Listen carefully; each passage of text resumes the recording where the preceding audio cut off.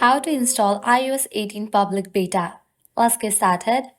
Apple has just released the first public beta for iOS 18, and in this video, I will be showing you guys how to install the beta on your iPhone or iPad for free.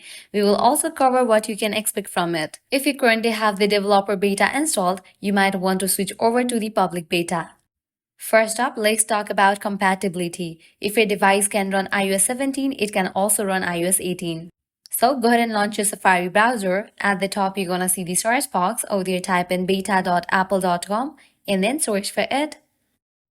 You'll be directed to the official website of it. Now scrolling down, you'll see the option of sign up and sign in. You can click on the option of sign in and then provide your Apple ID credentials and log into your account.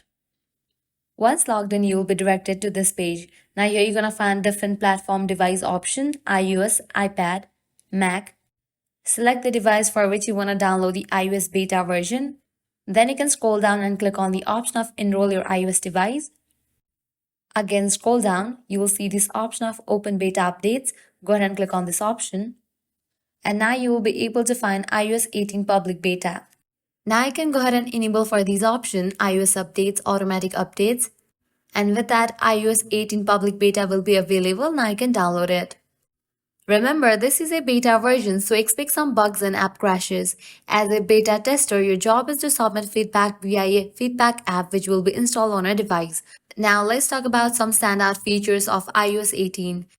The control center is now completely customizable. You can add, remove, and resize controls just like widgets. You can now change icon colors and themes to match your wallpaper. Messaging with Android users will be smoother with RCA support. Customize with words have effects when sending iMessages. If you are currently on the developer beta, consider switching to the public beta to avoid potential major bugs. To switch, go to beta update section and select iOS 18 public beta.